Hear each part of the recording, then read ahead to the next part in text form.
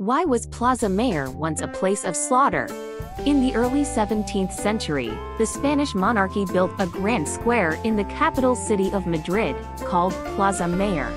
In Madrid, Plaza Mayor was not the only square, nor was it the largest, but in history. This square could not be ignored because its construction was closely linked to the support of the European Inquisition. The Inquisition originated in the 13th century when Pope Innocent III established it to suppress religious heresies in southern France. From its inception, it aggressively hunted down opponents of the Pope to maintain the absolute power of the Church. The institution was so effective that after the next Pope, Honorius III, ruled the Church, he immediately issued decrees requiring Western European countries to establish their own inquisitions. Thus, in the year 1478, Queen Isabella of Castile in Spain answered the call and established an inquisition specific to Spain. Queen Isabella was a devout Christian. Although she was mild-mannered in everyday life, when dealing with non-believers, she became utterly ruthless. 14 years later, the Queen and her husband, Ferdinand, issued decrees to expel Jews and Muslims living in Spain. Those who didn't want to leave had to convert to Christianity. By the end of the 15th century, around 200,000 people were forcibly expelled from Spain.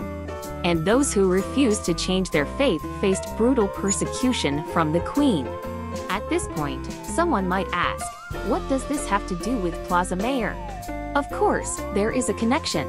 Over 100 years later, Philip III of Spain inherited a powerful dynasty from his father, Philip II, who advocated for militarism.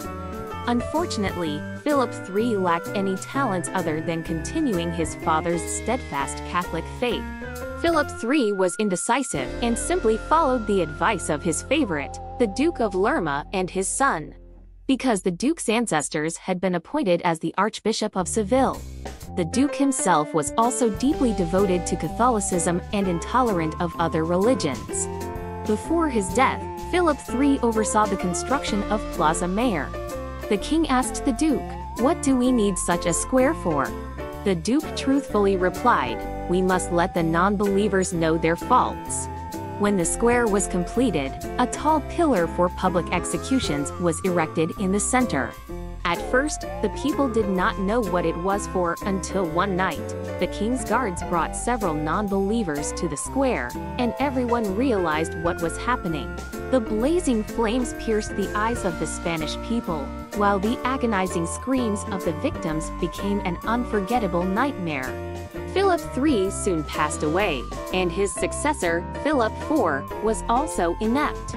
Therefore, the Duke of Lerma continued to wreak havoc, brutally suppressing Spain's non-believers, turning Plaza Mayor into a veritable hell on earth almost every few days.